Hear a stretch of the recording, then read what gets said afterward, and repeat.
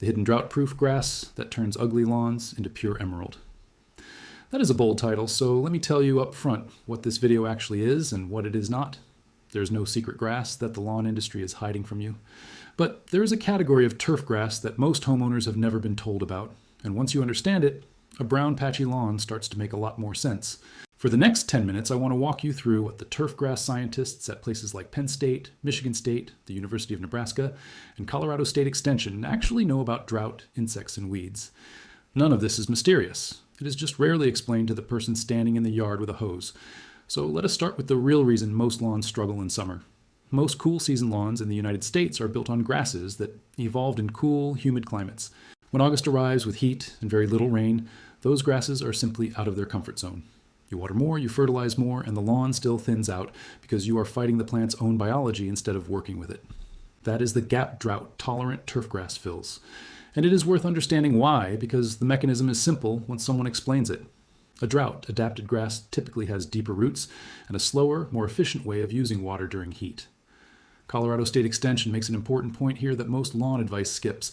A deeper rooting grass can stay green longer between waterings. But if you manage it like a high-input lawn, watering it shallow and often, you throw that advantage away. In other words, the grass gives you the potential to use less water, but your habits have to change with it. Before I go further, a quick note. This channel exists to give you the research in plain language, the kind of practical turf grass science that university extension programs publish, but rarely package for everyday homeowners. If that is useful to you, the first link in the description goes to a companion guide I put together with the variety tables, the soil temperature windows, and the application steps laid out by climate zone. The link is also pinned in the top comment. Now, back to the lawn. Let us talk about buffalo grass, because it is the clearest example of a drought-adapted grass. Buffalo grass is a warm season grass native to the Great Plains of North America. Colorado State Extension describes it as one of the most drought-resistant turf options for the region. Once it is established, it can survive long dry periods, and during extended drought, it goes dormant rather than dying, then greens back up when moisture returns. That word established is doing a lot of work, so I want to be honest about it. Colorado State is very clear that getting buffalo grass started from seed takes liberal watering and patience, and it can be a slow and sometimes frustrating process. This is not a magic seed you throw down on a Saturday, but once it is rooted in, the water savings are real. The University of California's urban horticulture researchers note that replacing a thirsty, cool season lawn with a warm season grass like Bermuda, zoysia, or buffalo grass can cut long-term water demand meaningfully. And the University of Nebraska has spent years breeding improved buffalo grass cultivars with better color and a longer green season. So the drought-proof part of the title is grounded in something real. It is just a species choice, not a secret. Now here's the part that genuinely surprised me when I first read the research, and it is the closest thing to a hidden mechanism in this whole topic. It is called Endophyte-enhanced grass. Endophytes are beneficial fungi that live inside certain grass plants, and you cannot see them. According to Michigan State University Extension and the University of Massachusetts Turf Program, these fungi produce natural compounds called alkaloids inside the plant. Those compounds deter insects that try to feed on the grass.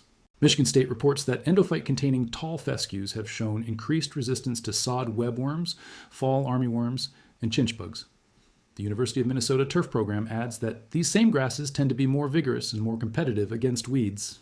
Read that again? Because it is the quiet engine behind a healthy lawn, a grass that resists the insects that chew it, recovers faster from stress, and crowds out weeds, all without you spraying anything. This works in specific species. Tall fescue, perennial ryegrass, and the fine fescues can carry endophytes. Kentucky bluegrass and bentgrass cannot. And here is a detail that ties the two ideas together nicely. Tall fescue, which is one of the grasses that can carry endophytes, is also described by Michigan State as the most heat and drought tolerant of the cool season grasses with the ability to grow deep roots. So in many regions, you are not choosing between drought tolerance and insect resistance. You can get both in a single well-chosen variety. And there is one important caution the research is firm about. Endophyte-enhanced grass is not safe as forage for grazing animals like horses, cattle, and sheep, because those same alkaloids can harm them. For a home lawn, that is not an issue. For pasture, it absolutely is. So how do you actually buy it? The University of Minnesota's advice is simple. Look on the seed bag or label for the phrase Endophyte-enhanced, and use fresh seed, because endophytes lose viability over time, especially if the seed is stored warm. This is exactly the kind of practical detail that decides whether your overseeding works or quietly fails.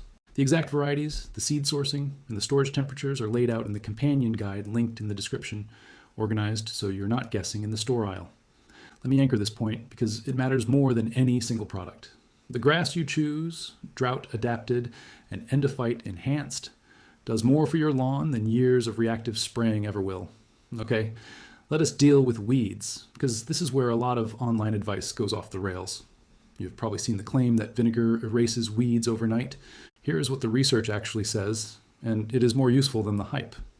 Vinegar is acetic acid, and the University of Maryland Extension explains that it works as a contact herbicide.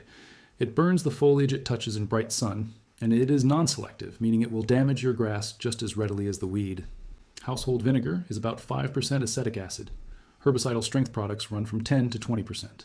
Maryland Extension, citing the research, is honest about the limits. Acetic acid works best on very small young weeds, the kind with only 1 or 2 leaves, within about 2 weeks of germination. Larger weeds, and weeds with deep tap roots like dandelion, will often green up again from the root, because acetic acid does not move down into the root system. A USDA study found that 20% acetic acid gave crabgrass control in the range of roughly 28 to 45%, not the total wipeout the internet promises. So vinegar is a real tool, useful on young weeds and cracks and edges, but it is not a glyphosate replacement, and anyone telling you it is has not read the studies.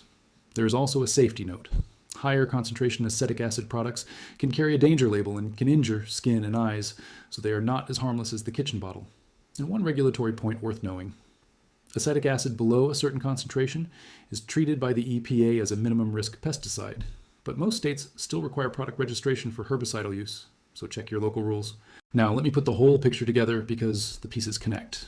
A lawn that struggles every summer is usually the wrong grass for the climate, fighting insects with no natural defense while you chase weeds with the wrong tool. Flip all 3. Choose a drought-adapted species suited to your region, so you water less and survive the dry months. Choose Endophyte-enhanced varieties where they fit, so the grass defends itself against insects and crowds out weeds. And use targeted weed control with realistic expectations, hitting young weeds early instead of expecting one spray to fix everything.